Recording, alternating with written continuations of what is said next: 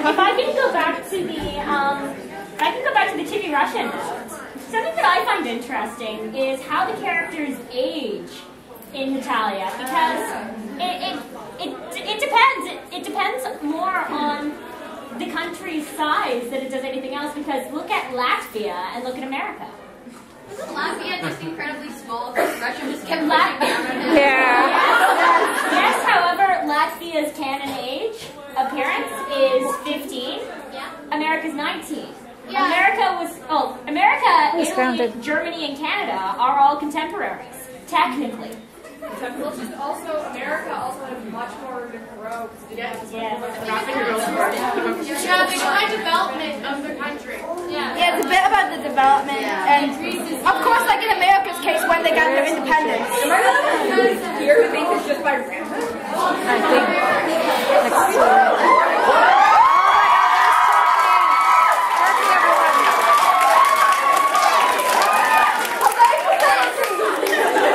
there's turkey. Questions are after the panel. Otherwise, we go and sing.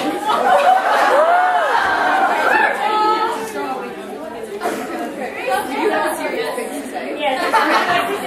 The thing I think is pretty awesome about Hetalia is we'll obviously have to take everything from it with a grain of salt, because it's not just education, it's also entertainment, first and foremost. But I think what's really good about it is, I'm a huge history buff, I always have been. I know how important it is to always remember history. So I think the good thing about Hetalia is it's getting more people to look at it. And even if they're kind of always, snickering and thinking about the things, it gets them to kind of look more at what's happened in the past, read more about stuff they probably never would have touched before. So it kind of gives that big opportunity to get people interested in stuff that's incredibly important to us. Just a thing on that, the comic where it was like when France keeps on getting beat up like all the time, like that one, it just made me go, okay, I want to research that war, that war, that war, that war. and then finally the one where he's getting somebody with a stick. Ah. It's like, okay, that one's on the list. Let's see what you Okay, I don't know if it's just me, but sometimes when I watch movies, I sometimes look at it in a Hetalia kind of way. So when I was watching 2012, at the end of the movie where they all had the ships, they had country flags on the side. America had their own ship. And then there was like Korea, China, Japan sharing one ship or something, and then Germany, France, and like England were sharing another. I don't know. I just found it. You know what that just made me think of, just completely randomly? It reminds me of the movie Day After Tomorrow. How appropriate. Yeah. It's like they mentioned Canada once, and then it just disappeared. What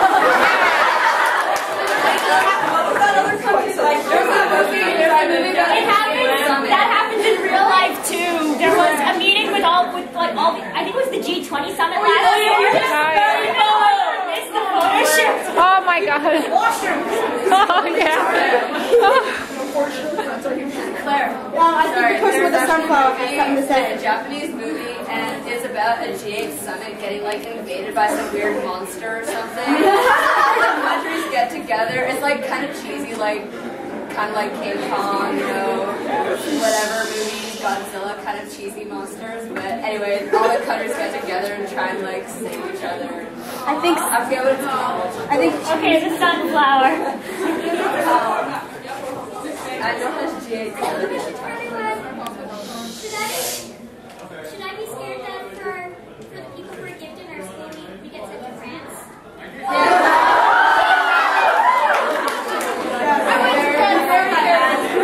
I went to France for a month and then I came back to France. No, the thing is, think about it this way: you're going into France. France is not.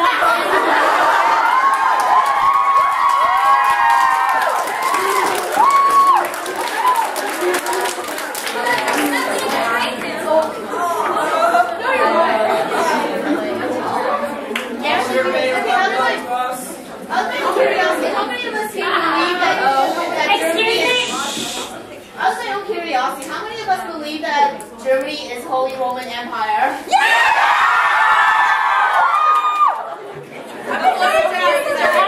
I think that's almost a given after the Valentine's Day strip a couple years ago, where you have the overflow outpouring of emotions, and then Hetalia in a field of flowers. Historically, it makes sense too. It does. Yes. I was using history as a battle for Hetalia. Just on that, how many people actually took the time to research Holy Roman Empire and see exactly where it was to see if it was? I have a quick question for people. How many of you guys have used actual history to support like a pairing or something you've liked? Because I did that in front of my history teacher, and then he gave me a really weird look. He's totally Germana and Rome love child. Russia wants to ask a question. Who watched Eurovision now? Yeah! The finals are tonight. Yes, they are. We have been told that finding the results count as official con business.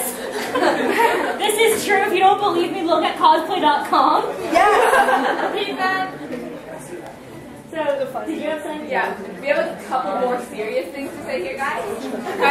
More on the fact of giant flags and the fact that we are becoming the new Narutards. No, we're better.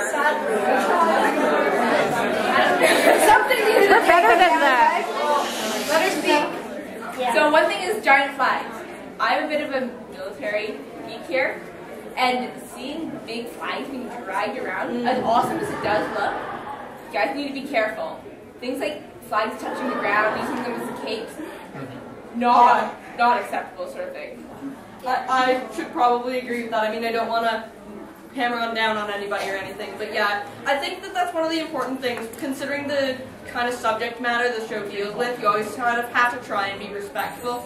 I mean, I'm sure we all heard the story about the photo shoot recently. Anime Boston. What happened?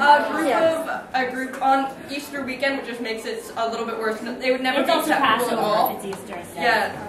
It was never acceptable at all, but a group of cosplayers did Nazi salute. Let's just say one of the Germanys was going like this, which is a little better. Yeah.